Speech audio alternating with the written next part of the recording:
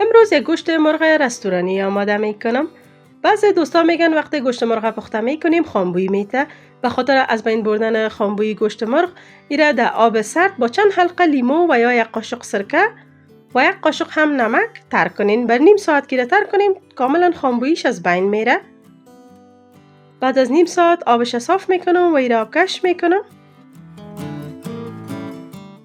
به خاطر که ای خوب اخته شوه و مواد تا داخل گوشت مرغ برسه ایره با کارد رویش برش میکنم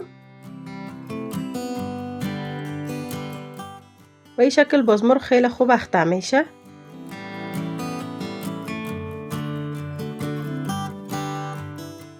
برای اخته مرغ نیم گیلاس ماست یک ظرف مندازم. مساله ها را اضافه میکنم که اینجا تخم گشنیز، مرچ خشک، زردچوبه، مرچ سیاه، مساله تندوری، پودر زیره و نمک اضافه کردیم. یک نوک قاشق رنگ غذا مندازم که اختیاری است، اگر دوست نداشتین نه اندازین. یک قاشق سیر و یک قاشق زنجفیل میده شده بهش اضافه میکنم و اینا را خوب مخلوط میکنم.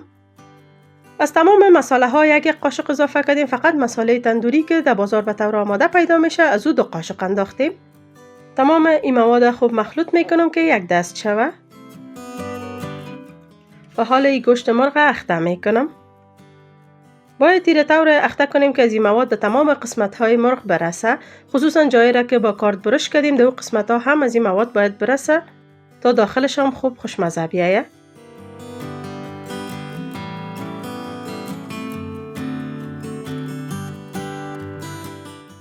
نیم پله لیمو بهش اضافه میکنم. 2 قاشق غذاخوری روغن اضافه میکنم. همیشه که هر نوع گوشت اخته میکردین روغن داخل اضافه کنین. باز به این شکل مساله ها خوب به گوشت میشینه.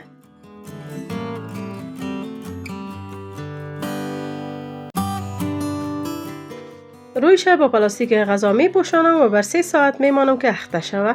اگر وقت داشتین از 3 ساعت هم بیشتر میتونین این را اخته کنین. در روی یک کراهی کم روغن مندازم و این گوشت مرغ که اخته کرده بودم 3 ساعت قبلی هم آماده است. حالا اینا را سرخ میکنم.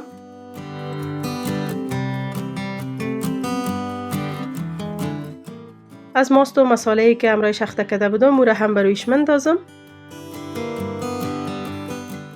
سرش میپوشانم و بر مدت 10 دقیقه به حرارت کمی را میمانم.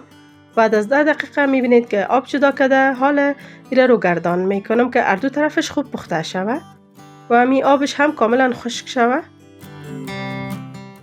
این کار را چند بار تکرار میکنم تا که هر دو طرفش خوب پخته شوه. بعد از 25 دقیقه میبینید که آبش خشک شده و این گوشت مرغ ها هم کاملا پخته شده. این از روغن میکشم.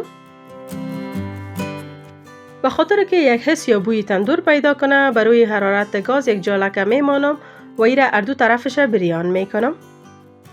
و می شکل که در تصویر میبینین این را چند بار رو گردان میکنم که هر دو طرفش بریان شوه. اکثر رستوران ها هم همین طریقه را استفاده میکنن به خاطر که حال در خانه ها تندور نمی باشه که در تندور بریان کنیم و مو خاطر در روی حرارت گاز را بریان میکنم. این هم خیلی این مرغ خوشمزه میسازه. چند باری را رو گردان میکنم.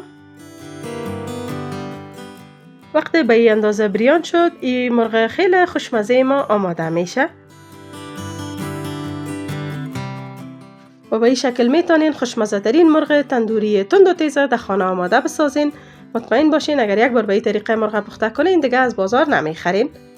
با هر نوع سس و چتنی که دوست داشتین این را نوش جان کنین. خدا کنه ویدیو خوشتان آمده باشه. لایک و سابسکرایب فراموشتان نشه. وقتتان خوش. خدا نگهدار.